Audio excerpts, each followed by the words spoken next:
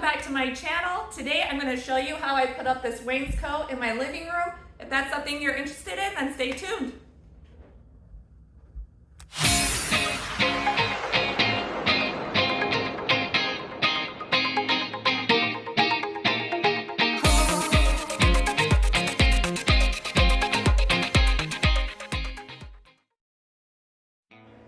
So I started by cutting a 1/8 inch hardboard that I picked up from Home Depot and cut it to the right height. And then once I had the right heights down, I went back and set my table saw to cut it to the correct widths. The reason I went with the hardboard is because I didn't want the texture of my wall to show through and I wanted a really smooth finish. It's also a very cheap option. For the thicker trim pieces, I decided to go with a 1/2 inch MDF sheet. And I cut that down into the strips that I needed for the width that I had, which was about 3.5 inches.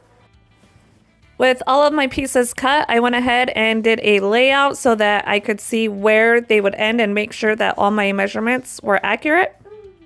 Alright, so I'm getting ready to put the wainscot up.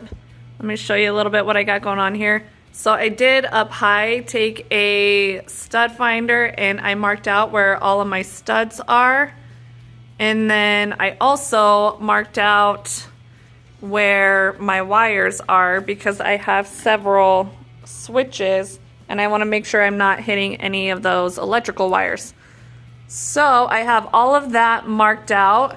I'm not going to be able to hit every stud, so along with hitting the studs, I'm going to be using a liquid nails paneling wood and foam molding adhesive, and I'm going to be applying this on the back of all of the wood and then nailing it into the drywall, and that will add stability to my molding.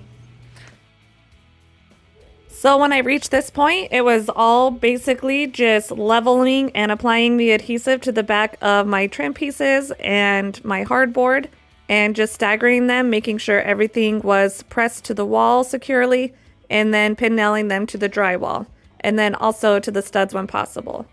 In the background, my husband, he's working on a closet door that we decided to close up. We wanted to add some bookshelves. If you want to check out that video, it'll be coming out soon. But we ended up closing this door on the end, and that's why you only see me going to that point, because he is drywalling that up for me. When it came to the outlets and the light switches, I was just really careful at double checking my measurements, making sure that I cut a hole in the right spot. And I did that just by marking it and using a jigsaw. For the top trim piece, I also used 1/2 inch MDF, and I just added a couple inches to it to make it a bit wider.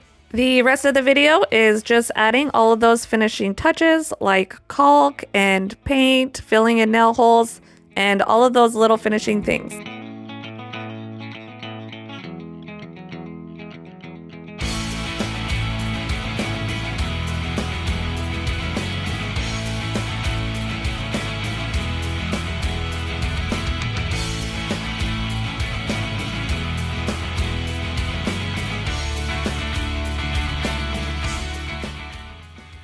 And this is it all finished. I hope you guys enjoyed this video. If you have any questions, comment, please like and subscribe, and we'll check you out next time.